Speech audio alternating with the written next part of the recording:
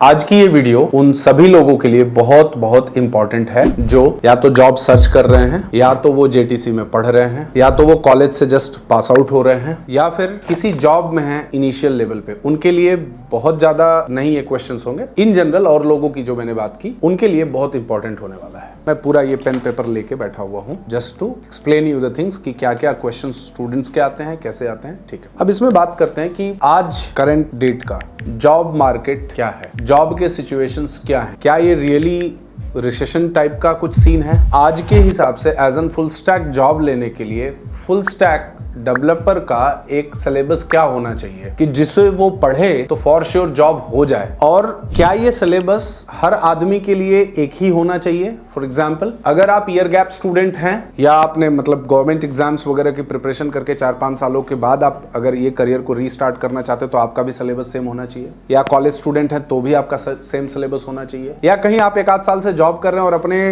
Role को transition करना चाहते हैं, किसी और डेवलपर के रोल में आना चाहते हैं, तो क्या आपके लिए भी सेम सिलेबस होना चाहिए। इसके बारे में भी मैं डिटेल में बात करने वाला हूं। नेक्स्ट जो है चैट जीपीटी का रोल, या कह सकते हैं कि जनरेटिव एआई का क्या रोल है, जो आपके लिए बहुत सारा जो भी आप पूछते हो that everything they are generating. तो इसकी वजह से फ्यूचर में किस तरह का जॉब हो सकता है या डेवलपर का जॉब का क्या असर पड़ेगा, क्या इफेक्ट पड़ेगा, इनके बारे में भी बात करेंगे।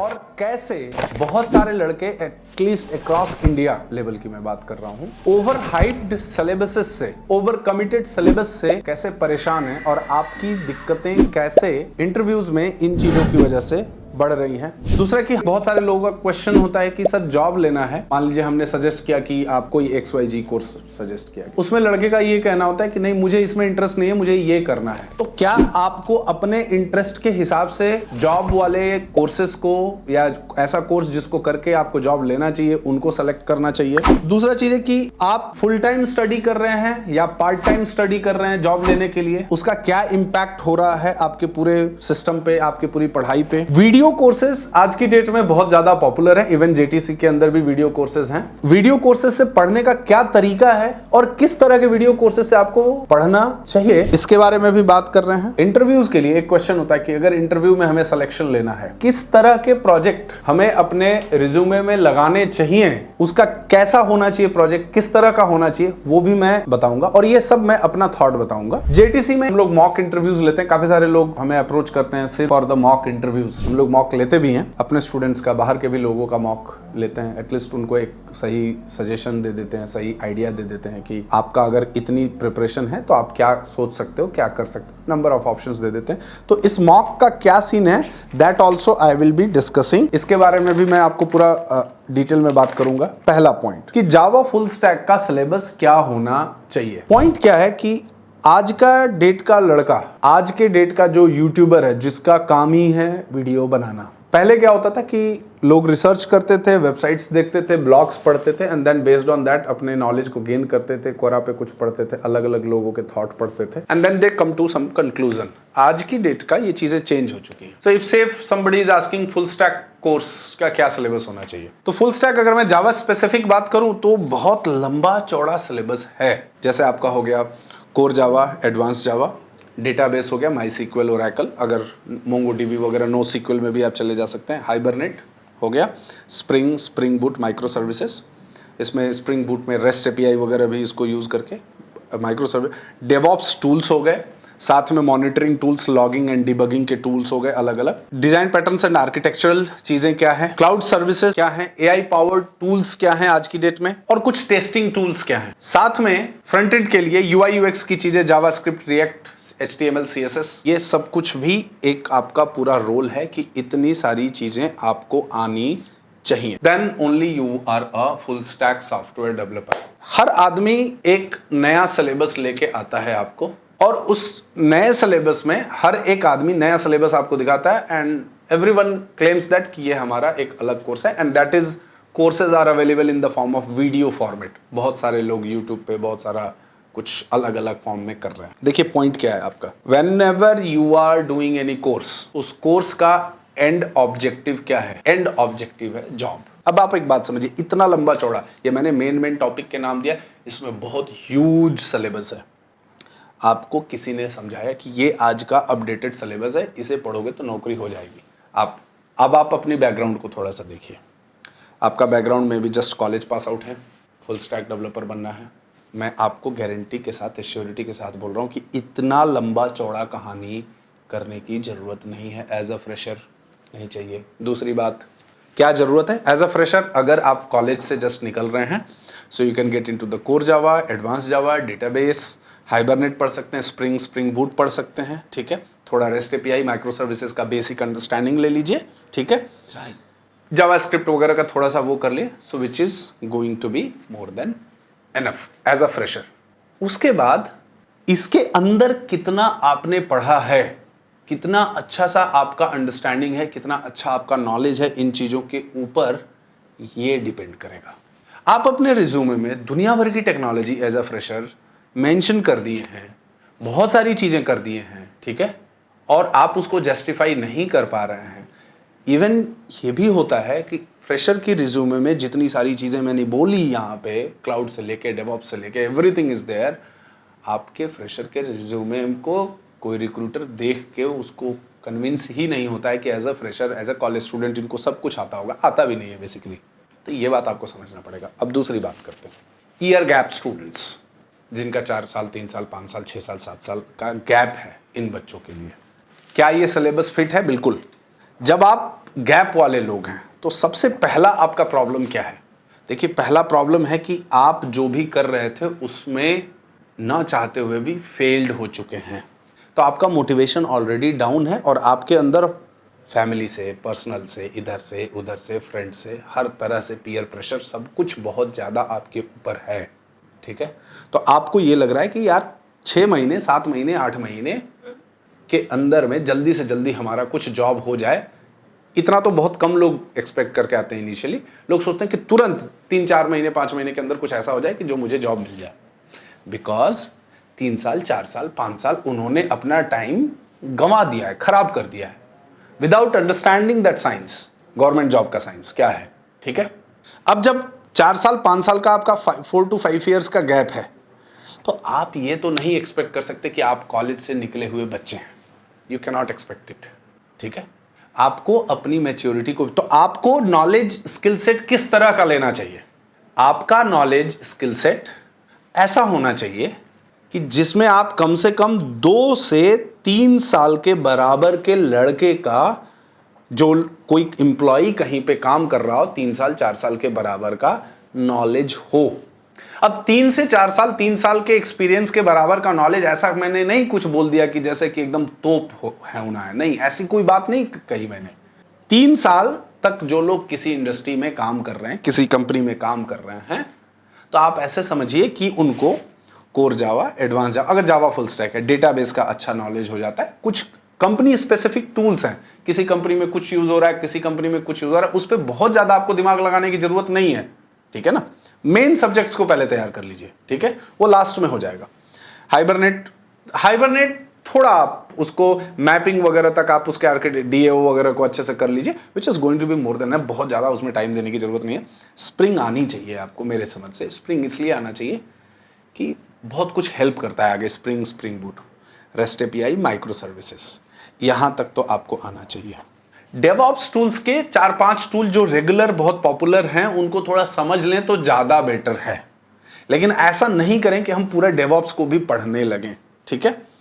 डिजाइन पैटर्न्स में सॉलिड प्रिंसिपल्स वगैरह और बहुत सारे डिजाइन पैटर्न्स, उसको थोड़ा आइडिया हो जाए। क्लाउड सर्विसेज, आप एक बेसिक एप्लीकेशन को डिप्लॉयमेंट कैसे करते हैं, क्या करते हैं, AWS पे, गूगल क्लाउड पे, इन चीज़ों को समझ लें, which is and AI powered tools. AI powered tools को मतलब डेवलपर्स के लिए क्या क्या है, कैसे उसमें क्या हो रहा है, जिससे आपका काम थोड़ा आसान हो जाए। लेकिन बहुत सारे लड़के जो पढ़ाई कर रहे होते हैं, आज की डेट में पढ़ाई, आपने मान लीजिए कि आपको कोई इंस्टीट्यूट से मटेरियल मिल रहा है, कोई कोर्स मिल रहा है, आपके प्रोग्राम में कोई एरर आ रहा है, टीचर कुछ पढ़ा रहा है, उसकी बात शायद आपको नहीं समझ में आई, क्योंकि पढ़ेंगे तो उसकी बात समझ में आएगी, किस सेंस में, किस कॉन्टेक्स्ट में टीचर बोल रहा है आपका। उससे क्या होता है कि लोग चैट जीपीटी पे आज की डेट में सर्च किया, चैट जीपीटी पे सर्च किया, कोई क्वेश्चन है, कोई लॉजिकल क्वेश्चन, आप इंटरव्यू की तैयारी कर रहे हैं, कोई क्वेश्चंस को आप चैट जीपीटी पे डाल के देखें। जब आप इतना पढ़ाई कर लिए हैं तो चैट जीपीटी पे जो भी आपको सॉल्यूशंस दिखते हैं, डेफिनेटली वो आपको समझ में आएगा कि ये सॉल्यूशन है। आपको उस समय बस लगा आपको कि समझ में आ गया, वो आपके दिल में दिमाग में नहीं बैठा, तो वो बस इंस्टेंटली आपको ये समझ में आ गया कि हमें आ गया, लेकिन वो आपको आया नहीं, ना आप उसको एक्सप्लेन कर पाओगे, ना आप उसको बता पाते हो। मैं अपना एक्सपीरियंस बता रहा हूं आपको, ठीक है। तो ना आप उसे बहुत अच्छे से समझा पाते हो, क्योंकि ना उस पर आपने काम किया है ना कुछ किया है, ठीक है। अब बोलते हो कि हमें ये तैयार है, रिज्यूमे में लिख दिया, इंटरव्यू में जाते हो, वहां पे सिलेक्शन नहीं होता है, आपकी इन चीजों को एक्सप्लेन नहीं कर पाते हो, उनको बता नहीं पाते हो, एंड वो एक झूठा कॉन्फिडेंस अपने आप में अंदर में रहता है कि हमें तो आता है, बिकॉज आपने इतने सारे जनरेटिव टूल्स को यूज किया है, एआई के टूल्स को यूज किया है, जहां से आपके काम कोई एरर आ रहा है, rather than struggling with that error, rather than solving that error properly by going step by step, कहां क्या करने से क्या मिस्टेक होगा। एरर्स में जनरली क्या होता है कि जब आप कोई प्रोग्राम लिखते हैं तो आपने कुछ एरर सॉल्व किया, तो अभी एक एरर आ रहा था, उसको आपने सॉल्व किया, तब तक दूसरा एरर आने लगा, तब तक तीसरा एरर आने लगा। उन एरर से क्या होता है कि वो आपका लर्निंग स्टेप है। अब पता चला कि जैसे आपको कोई एक एरर आया, किसी टीचर के पास पहुंच गया है, गूगल पे देख, चैट जीपीटी पे देख लीजिए कैसे होगा, इंस्टेंटली ठीक है कुछ जुगाड़ करके कर लिया, लेकिन आपका एम सिर्फ प्रोग्राम को अगर चलाना है, सिर्फ चलाना है, तो फिर उससे बहुत मतलब नहीं है। चलाना तो होना चाहिए एम, लेकिन साथ में हमने क्या मिस्टेक्स किया है उस बात को समझ के चलाना होना चाहिए कि क्या गलती हो। तो एक प्रोग्राम करने से, एक प्रोग्राम को लिखने से फिर आपको बहुत आइडिया होता है, टाइप करने से भी बहुत समझ में आती है, एपीआईज याद होती हैं, कम से कम समझ आता है। इसी समय आप इसको ओल्ड स्कूल बोल सकते हैं, लेकिन मैं देखता हूं कि ओल्ड स्कूल वाला रिजल्ट ज्यादा बेटर है। आपने कोई, आपको जनरली जैसे हम ही लोग का इंस्टीट्यूट है, तो इंस्टीट्यूट आपको यहाँ पे जो भी कोर्स मटेरियल, स्टडी मटेरियल दिया जाता है, that is there in the form of PDF. अब जो यहाँ लड़के हैं, जो फिजिकली लड़का बैठा रहता है, उसे तो हम बोलते हैं कि नहीं भाई, इसे तुम प्रिंट आउट लेके आओ एंड देन उसको देख के प्रोग्राम को टाइप करो। Initially when you don't have any programming background, तो आप देख के टाइप करने से ही कम से कम आपको चीजें फेमिलियर होते हैं।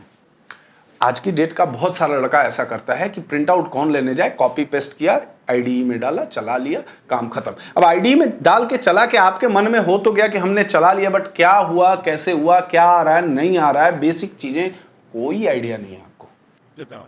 प्लीज मेरी बात आप सब लोग समझिएगा, मैं अपने एक्सपीरियंस के बेसिस पे आपको ये बातें बता रहा हूं, और मेरा कोई मतलब वो नहीं है। अगर ये आपके साथ हैं तो अच्छी बात है, आप सुधार सकते हैं, इंप्रूव कर सकते हो, नहीं है तो इसको आपको अदरवाइज लेने का जरूरत बिल्कुल नहीं है, ठीक है। लेकिन हमारे पास आज की डेट में आपको अपने आप को बहुत समझ के, बैठ के, शांति दिमाग से बैठ के अपने आप के बारे में सोचने का जरूरत है। हम क्या पढ़ रहे हैं, कैसे पढ़ रहे हैं, कितना हमको आता है, कितना नहीं आता है, एग्जैक्टली जो हमने इंटरव्यूज दिए क्या गलतियां हुई हमसे, ठीक है। रैदर देन कि चैट जीपीटी आ गया तो अब डेवलपर की जॉब, इस पे डिस्कशन आपस में रूममेट के साथ ये डिस्कशन करने का कि चैट जीपीटी के आने से, एआई आने से डेवलपर का जॉब ही चला जाएगा, पूरी दुनिया खत्म हो जाएगी, सिर्फ चैट जीपीटी ही चलती रहेगी, है ना, या फिर सिर्फ एआई पावर्ड चीजें चलेंगी, नहीं। और ये क्या होगा एग्जैक्टली किसी को नहीं पता, तो कोई भी ज्ञान दे रहा है तो उसे नहीं, लेकिन एक चीज तो है कि इस दुनिया में लोग काम करने वाले चाहिए। हाँ, ये जरूर है कि आज इस पे काम कर रहे हैं, कल उस पे काम करेंगे, लेकिन आपका जो डेवलपमेंट स्किल है, आपका जो दिमाग है, वो हर जगह यूज होगा, कम से कम ऐसा नहीं होगा कि कहीं यूज नहीं होगा। तो इस पे आप रेस्ट एश्योर्ड रहिए। फिर से मैं बोल रहा हूँ, अपने लिए सिलेबस रियलिस्टिक बनाइए। ये दिन भर वीडियो इन्फ्लुएंसर्स इधर उधर से लोगों को सुन के अपना सिलेबस मत बनाइए। एक और वो है, चलिए मैं एक एक करके आता हूँ। जैसे चैट जीपीटी के रोल हो गया, क्या चैट जीपीटी से हमारा प्रोग्रामिंग लाइफ ईजी हो जाएगा?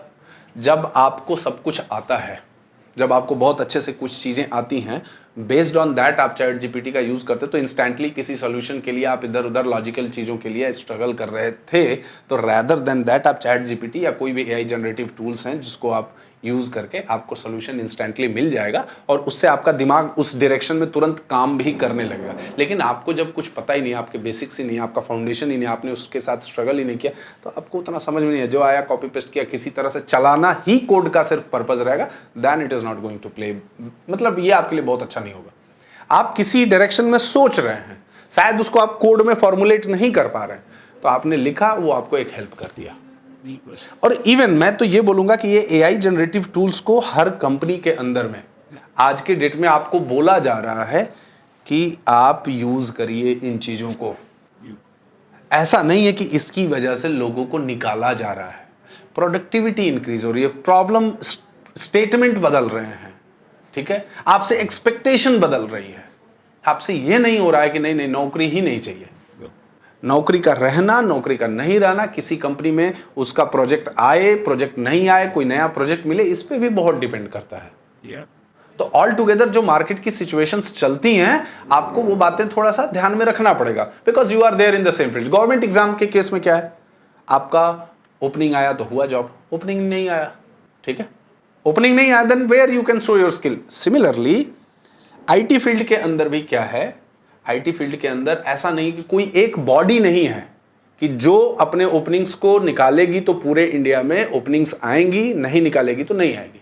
आईटी के अंदर में डिसेंट्रलाइज सिस्टम है, छोटी छोटी बड़ी बड़ी एमएनसीज, बहुत बड़ी कंपनियां हैं, फॉर्चून 100 कंपनी है, फॉर्चून 500 कंपनीज हैं, जो अपनी अलग अलग रिक्वायरमेंट निकालती हैं। वो किसी से पूछ के नहीं निकालते हैं, वो अपने बेस्ड ऑन बिजनेस रिक्वायरमेंट के ऊपर में निकालती हैं।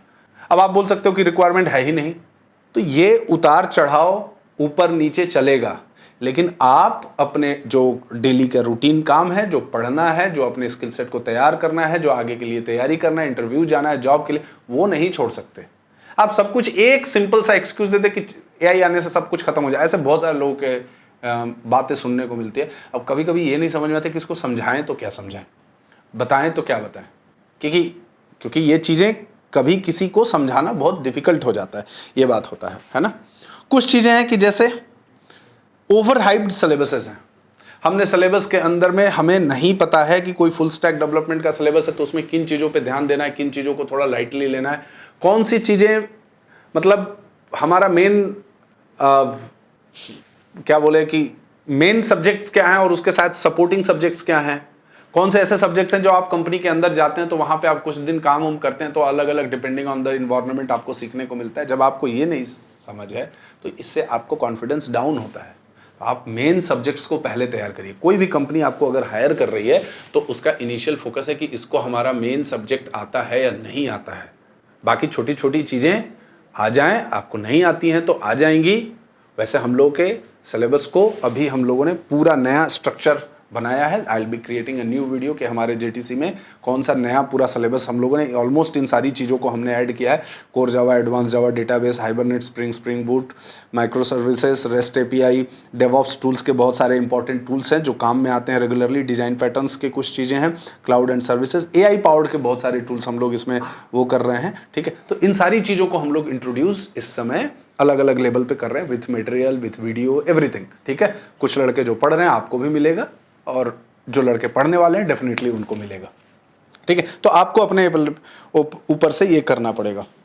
एक जनरली एक क्वेश्चन है जैसे कि कोर्स में इंटरेस्ट नहीं है, मुझे कुछ अपने इंटरेस्ट का कोर्स करना है। देखिए एक बात ध्यान से समझिए, आपके इंटरेस्ट से जॉब नहीं क्रिएट होगा। आपको ये बात समझ में आ रही है, बहुत अच्छी बात है। नहीं समझ में आ रही है तो आपने 4-5 साल कहीं और टाइम लगाया, 2-3 साल और लगा लीजिए, अपने इंटरेस्ट का कोर्स करिए। इंटरेस्ट का कोर्स और जॉब दोनों में अंतर है।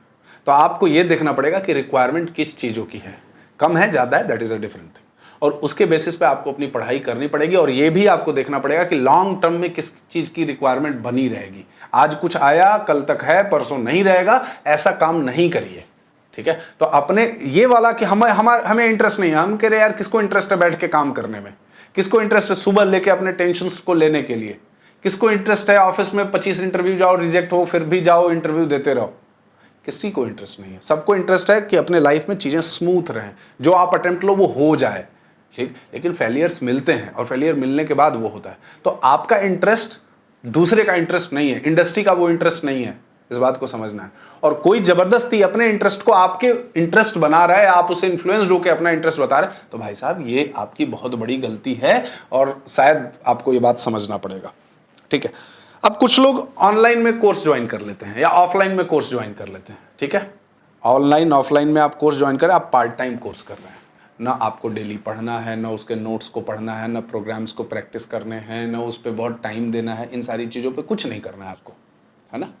And we don't have to do anything. आपको जब इन चीज़ों पे कुछ भी नहीं करना है, ठीक है, आप थोड़ा थोड़ा कभी मन किया तो आधा घंटा पढ़ लिया, कभी मन किया तो वो देख लिया। अब आपको 8-9-10 महीने हो गए, आप बोलोगे कि जेटीसी तो 8-9-10 महीने बोला था, अब क्या हुआ? तो क्या हुआ? तो कुछ नहीं होगा ना आपका। इसलिए नहीं होगा क्योंकि आपको टाइम देना है उस पर, और टाइम देने के साथ भी आपको उस अपॉर्चुनिटी का, उस टाइम का वेट करना है कि जहाँ पे एक इंटरव्यू और बहुत अच्छा इंटरव्यू हो, और आपको हर इंटरव्यू अपने आप को बहुत ऑनेस्टली रिव्यू करना पड़ेगा। क्यों इस पूरे प्रोसेस में मेंटर की क्या जरूरत है? मेंटर की ये जरूरत है कि आप इधर उधर 10 जगह 20 जगह भटकें, उससे बेटर है कि एक तरीका बताए, थोड़ा लेट थोड़ा जल्दी, क्योंकि सब कुछ किसी एक आदमी के हाथ में नहीं होता है, ना आपके हाथ में है ना मेरे हाथ में है, ठीक है ना।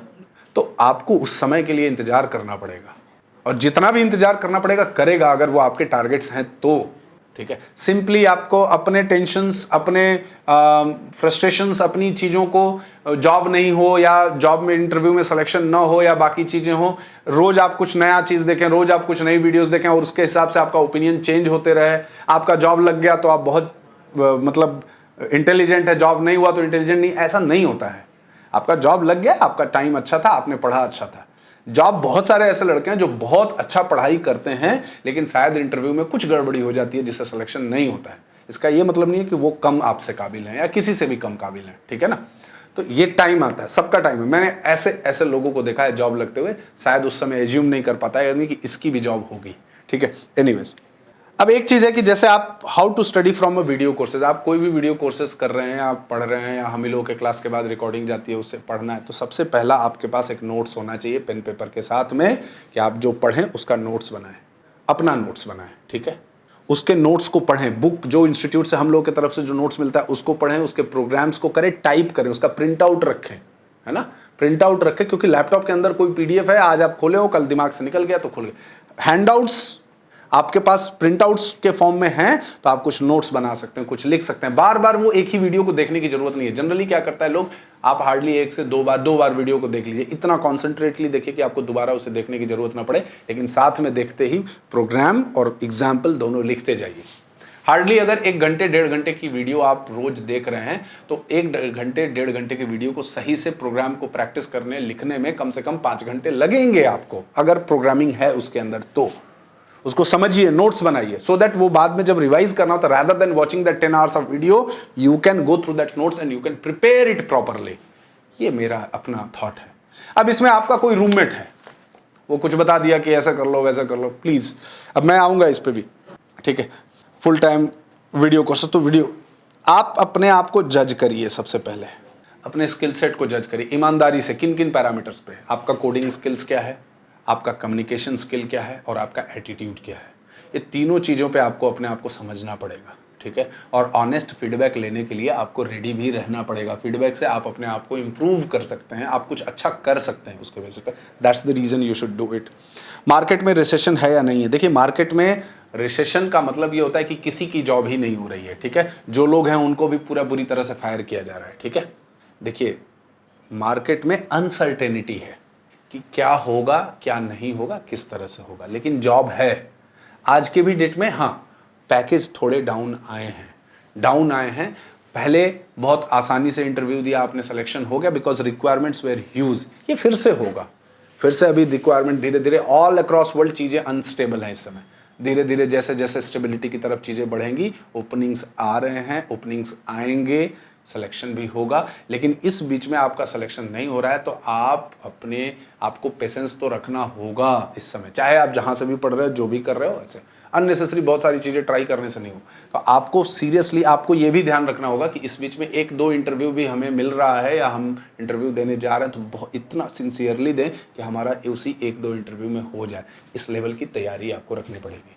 अब इस लेवल की तैयारी का मतलब क्या होता है कि कुछ लड़के कहते हैं कि आपको क्लाउड आना चाहिए, आपको टेस्टिंग टूल्स आना चाहिए, ये आना चाहिए। देखिए, एक बात समझिए, इंटरव्यू में आपका एक प्रोफाइल होता है और आपके अपने प्रोफाइल के आसपास ही चीज़ों को आंसर कर पाएंगे। अब दुनिया की हर चीज़ आपको ना पता होगी और ना उस इंटरव्यूअर को पता है, लेकिन उसकी जो रिक्वायरमेंट है या नहीं है, वो चीज़ों को पूछे जा रहा है। जरूरी नहीं क्या, हाँ, आप ये जरूर कर सकते हो उस इंटरव्यू के बाद आपके टॉपिक के, आपके सब्जेक्ट के आसपास के जो टॉपिक थे उसको लिख के, and some interview question some which is unexpected you are getting, so you can start preparing that things and based on that फिर आप अगला इंटरव्यू अटेंड कर। ऐसा करते हैं तो बहुत हेल्प मिलता है। चैट जीपीटी से मार्केट में जॉब, देखिए chat GPT is going to be your second brain, ठीक है ना। आप पहले इंटरनेट पे जो इधर उधर बहुत सारा सर्फिंग करते थे, आज एक कमांड में चीज़ें मिल जाती, तो आपको एक आइडिया मिल जाता है और उसके ऊपर आपको भी दिमाग अपना लगाना पड़ेगा। ऐसा नहीं होगा कि एक आईटी कंपनी, एक आदमी बैठ जाएगा सारा काम कर लेगा चैट जीपीटी से, ठीक है, या 10 आदमी बैठ के सारा काम कर लेगा। हाँ, वॉल्यूम इंक्रीज होगा, काम का एक्सपेक्टेशन बहुत निकल के आएंगी, ठीक है ना। तो आपको उसमें एफर्ट तो डालना पड़ेगा और उसके हिसाब से अपने परफॉर्मेंस को भी इंक्रीज करना पड़ेगा आप अगर पढ़ रहे हैं तो। जैसे जेटीसी में हमारे यहाँ मॉक इंटरव्यूज होते हैं, ठीक है। आपका कोर्स होता है, कोर्स के बाद आपका मॉक होता है, ठीक है। कोर्स जब कंप्लीट हो जाता है then we will start giving the mock.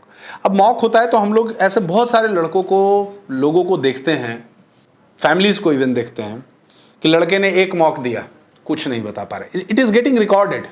अब उसे 2 क्वेश्चन 4 क्वेश्चन पूछा गया तो सिंस 2-4 क्वेश्चन पूछ के हमें आइडिया लग जाता है कि whether you have a good idea about that और नॉट, है ना। आपको आइडिया है या नहीं है ये समझ में आ जाता है अपने को। लेकिन अब उसमें लड़के को जब मॉक आप किस लिए दे रहे हो, मॉक इसलिए दे रहे हो कि आपकी तैयारी कितनी है ये चेक हो सके। जब तैयारी नहीं है तो टीचर आपको बताएगा कि तैयारी नहीं है। बहुत सारे लोग ऐसे बाहर के भी मॉक के लिए वो करते हैं कि सर हमने ये पढ़ रखा है, वो पढ़ रखा है, हमने सोचा कि चलो एक हेल्प के लिए कर देते हैं मॉक। करते हैं, मॉक में बताया जाता है, अब उनको उसको निगेटिव वे में लेते हैं कि हमें तो ये आता है, ये लोग बोल रहे हैं कि नहीं आता है। आपका कॉल है, डिसाइड करना आपको कि आपको आता है नहीं आता है। लेकिन ध्यान रखिए अगर आपको चीज़ें आती हैं तो ठीक है, 10 इंटरव्यू नहीं है, 5 इंटरव्यू तो है, 5 इंटरव्यू में कहीं ना कहीं एक जगह अच्छे से सिलेक्शन होना चाहिए, क्योंकि जो आपका रिक्रूटर है उसके पास भी इतना टाइम नहीं है, उसके पास भी सर्टेन टारगेट्स हैं कि आपको इतने प्रोफाइल्स को क्लोज करके देने हैं। अगर वो नहीं दे रहा है उसके जॉब पे भी बात आती है। सो ये चीज़ों को ध्यान देना। अब मॉक में टाइम लग जाता है, आपकी प्रिपरेशन नहीं है तो सामने वाला बोलेगा कि एक मॉक के बाद, उसमें बहुत सारे लोगों इसको अलग गलत वे में लेते हैं कि नहीं नहीं हमको तो तैयार है तो जब आपको अपने से ही डिसाइड करना है तो कर लीजिए, फिर किसी और की आपको नीड नहीं है। आप समझ रहे हैं बात को। तो इन सारी बातों पे आपको बहुत ध्यान से रहना है। आपको अपना माइंडसेट कंसिस्टेंट बना के तभी चीज़ों को करना है, शुरू करना है, ठीक है। और आपको मैं फिर से बोल रहा हूँ कि आपको थोड़ा सा स्मार्ट होना पड़ेगा, स्मार्ट बात करने में नहीं, स्मार्ट काम करने में, स्मार्ट इंटरव्यू देने में। कॉमन सेंस बहुत ज़रूरी है कि कैसे हम क्या दे रहे हैं, क्या हमसे इंटरव्यू क्वेश्चन पूछ रहा है, कैसे उसको आंसर कर रहे हैं, हमारा पढ़ने का प्रोसेस क्या है, हम कितनी पढ़ाई कर रहे हैं। और मैं आपको बता रहा हूँ, मैं अपने पूरे एक्सपीरियंस के साथ बता रहा हूँ, आप टाइम देते हैं, पढ़ते हैं तो आपके लिए जॉब है। टाइम नहीं देते हैं, बहुत अच्छे से पढ़ाई नहीं करते हैं, आपको पता ही नहीं है कि पढ़ते कैसे हैं और जानना भी नहीं चाहते हैं पढ़ते कैसे हैं, कोई इधर उधर जुगाड़ उगाड़ लगाने के चक्कर में फंसे, आपके लिए दिक्कत है और टफ है आपके लिए लाइफ। आप बहुत अच्छे क्रिटिक ज़रूर बन सकते हैं कि ये है वैसे है, वैसे फलाने ठिकाने हैं, ये सब suggestions you can start giving a lot, ठीक है ना। और इसके अलावा नहीं कुछ हो सकता है, ठीक है। ये मेरा अपना थॉट है। मैं आपको एट लास्ट जो भी स्टूडेंट्स हैं, पढ़ रहे हैं, जो कहीं और से पढ़ रहे हैं, जो जॉब सर्च कर रहे हैं, देखिए आप अपने रिज्यूमे को बहुत अच्छे से तैयार करिए, अपने सब्जेक्ट्स को बहुत अच्छे से प्रिपेयर करिए और थोड़ा पेशेंस रखिए। पेशेंस रखने का ये ज़रूरत है कि आपको सही इंटरव्यू का इंतज़ार करना चाहिए और जो इंटरव्यू है उसको बहुत अच्छे से अटेंड करना चाहिए। अपनी तैयारी ऐसी होनी चाहिए कि वहाँ पे आपका सिलेक्शन हो जाए, आपको सेकंड इंटरव्यू नहीं चाहिए, ठीक है। और बस आप अपने आप को सेटिस्फाई कर रहे हैं, अपने पर्सनल प्रॉब्लम्स को लेके या कोई और घर का प्रॉब्लम है उसको लेके आप पढ़ाई पे कंसंट्रेट नहीं कर पा रहे हैं, इंटरव्यू देने पे कंसंट्रेट कर नहीं, कंसिस्टेंटली कुछ टाइम जितना आपको एक्सपेक्ट लग रहा है उससे ज़्यादा कुछ टाइम नहीं दे पा रहे हैं। और बाकी सब चीज़ का अपना पॉजिटिव है, नेगेटिव है, ठीक है। आपके लिए कुछ चीज़ें हैं जो आपको, ये सब बातें जो मैंने बोला, काफ़ी सारी चीज़ें मैंने बोला, इसको आपको ध्यान रखना चाहिए और ध्यान रखते हैं तो बहुत बहुत अच्छा रहेगा, ठीक है। और ये सब चीज़ें प्लीज़ दिमाग से निकालिए कि एआई आने से कोडिंग जॉब ही पूरा रिप्लेस हो जाएगा, पूरा ब्रह्मांड खाली हो जाएगा, डेवलपर्स से कोई और जॉब बचे। कौन से फील्ड में कोडिंग नहीं है बताइए ना। डॉक्टर के भी फील्ड में है, हो गया है कोडिंग, आप लिख दीजिए कुछ बता रहे, लॉयर के फील्ड में भी कोडिंग हो गया, जज के भी उसमें होगा कुछ उसके लिए, है ना, समराइज करके 2 मिनट में आपको बता देगा। डिफेंस में भी अब वो चीज़ें हैं, कहाँ नहीं है, कौन सी चीज़ें नहीं है। तो ये चेंज है और ये रेगुलरली इन चीज़ों का चेंज, आप चेंज से मत डरिए, चेंज से मत आप ये एक्सपेक्ट करिए कि ये हो जाएगा। तो टाइम के हिसाब से चीज़ें चेंज होंगी, आपको भी चेंज होना पड़ेगा और जब आप चेंज होते हैं तो उसका रिजल्ट भी आपको मिलता है। मेरा आपसे इस वीडियो में जस्ट ये सजेशन था एंड आई थॉट कि मुझे आपसे ये बातें आपको समझाना चाहिए, बताना चाहिए जो मेरे दिमाग में है। Now it is your call to decide कि आपको क्या ठीक लगा, क्या ठीक नहीं लगा, वो आप कमेंट सेक्शन में ज़रूर बता सकते हैं। And I am always open for your feedback, your comments. उसको बहुत हम लोग सिंसियरली लेते हैं, सोचते हैं, समझते हैं और उस पर काम भी करते हैं। Thank you, bye bye, see you, take care.